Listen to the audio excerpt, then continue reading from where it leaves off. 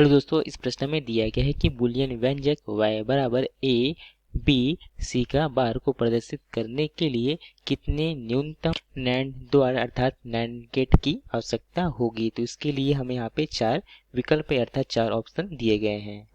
आप इस चित्र में देख रहे हैं, यहाँ पे हमने नैंड गेट का लॉजिक प्रतीक अर्थात लॉजिक सिंबल को लिया हुआ है।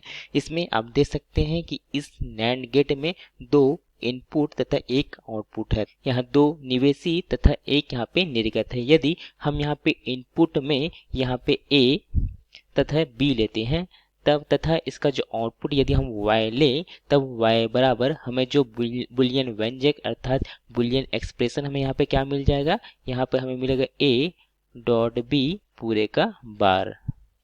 और हम जानते हैं कि नैंड गेट के दोनों इनपुट में हम एक ही यहाँ पे कोई सिग्नल दे, जैसे कि यदि यहाँ पे C देते हैं तो जो यहाँ पे आउटपुट यदि Y है तो Y बराबर हमें क्या प्राप्त होता है, यहाँ पे C का बार प्राप्त होता है। अर्थात जब किसी नैंड गेट के दोनों इनपुट में हम समान सिग्नल देते हैं तो यह एक नॉट गेट जैसा कार्य करता है, अर्थात एक इन्वर्टर या व्युत्क्रमक गेट जैसा यह कार्य करता है। और जैसे कि हमें प्रश्न में यहाँ पे दिया गया है कि y बराबर हमें a b c का बार प्राप्त करना है। इसके लिए हम यहाँ पे न्यूनतम नैंड गेट की कितनी आवश्यकता है यह बताना है। इसके लिए हम यहाँ पे एक नैंड गेट लेते हैं। माना कि एक जो इनपुट है यहाँ पे हम क्या देते हैं, a b देते हैं तथा जो दूसरा इनपुट है यहाँ पे हम c का बार देते हैं तथा पुनः इसका जो आउटपुट है हम यहाँ पे आउटपुट क्या मिलेगा, यहाँ पे a b c का बार और यहाँ पे पूरे का हमें बार प्राप्त हो जाता है। तो इस सिग्नल को हम पुनः यहाँ पे एक नैंड गेट में देते हैं।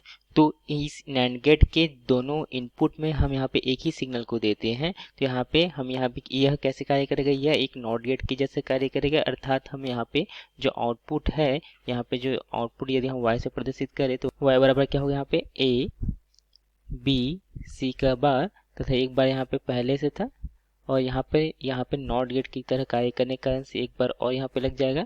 चूंकि हम जानते हैं कि a का यदि हम दो बार लिखते हैं तो इसे हम क्या लिख सकते हैं, इसे हम a लिख सकते हैं क्योंकि बुलियन बीजगणित से। तो यहाँ से जो आउटपुट y बराबर हम क्या लिख सकते हैं, यहाँ से a b c का बार इस प्रकार से हम लिख सकते हैं। यही हमें प्रश्न में कहा गया था।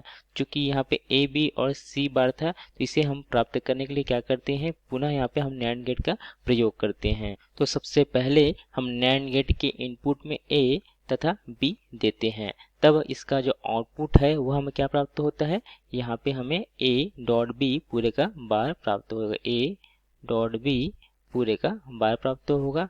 पुनः हम एक और नैंड गेट लेते हैं। इसके इन दोनों इनपुट में हमें यहाँ पे जो आउटपुट प्राप्त हुआ है पहले नैंड गेट का, उसका आउटपुट हम यहाँ पे रख देते हैं। तो यहाँ पे दोनों इनपुट में क्या आ जाएगा, यहाँ पे a डॉट b पूरे का बार जाता है। तो यहाँ पे जो आउटपुट होगा वह हमें a डॉट b है उसका बार तथा यहाँ पे नॉट गेट की तरह कार्य करने के कारण से एक बार और लग जाता है, जिससे कि जो आउटपुट है वह हमें क्या प्राप्त हो जाएगा, यहाँ पे a डॉट बी जो कि यहाँ पे हमने रखा था वह प्राप्त हो जाता है। तो इस प्रकार से यहाँ पे जो सिग्नल है इसे हम आगे बढ़ा देते हैं।